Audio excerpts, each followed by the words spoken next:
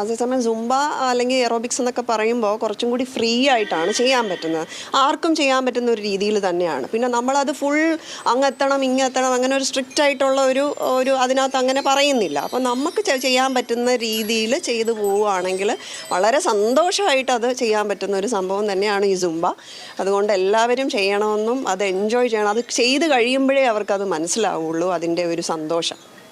വ്യായാമം ജീവിതത്തിലെ എല്ലാത്തിനെയും സ്വാധീനിക്കും. കുട്ടികളെ സംബന്ധിച്ചിടത്തോളം, സ്കൂളുകളെ സംബന്ധിച്ചിടത്തോളം വിദ്യാഭ്യാസമാണ്. അപ്പം അതിനെ അത് സ്വാധീനിക്കുമല്ലോ. തീർച്ചയായിട്ടും. കാരണം കുട്ടികളെന്ന് പറയുന്ന ഗ്രൂപ്പ് കുറേ കൂടി എനർജി ഉള്ള ഒരു ഒരു ഒരു ഏജ് ഗ്രൂപ്പാണല്ലോ. നമ്മൾ സ്കൂൾ കുട്ടികളെന്ന് പറയുമ്പോൾ എക്സ്ട്രാ എനർജിയാണ് അവർക്ക്. അപ്പോൾ അത് കറക്റ്റായിട്ടൊന്ന് റീറൂട്ട് ചെയ്ത് വിട്ടാൽ തന്നെ ഇവരുടെ ആ ഒരു കോൺഫിഡൻസ് ലെവൽ, ഫിസിക്കൽ ഫിറ്റ്നസ് ഉണ്ടെങ്കിലേ മെൻ്റലും അത് ശരിയാവുള്ളൂ. അതായത് പഠിത്തത്തിൽ കോൺസെൻട്രേഷൻ. ഇപ്പോൾ രാവിലെ നമുക്കൊരു എക്സസൈസ് കൊടുത്തു കഴിയുമ്പോൾ തന്നെ ഇവരുടെ ബ്രെയിൻ വളരെ ആക്റ്റീവ് ആവുക.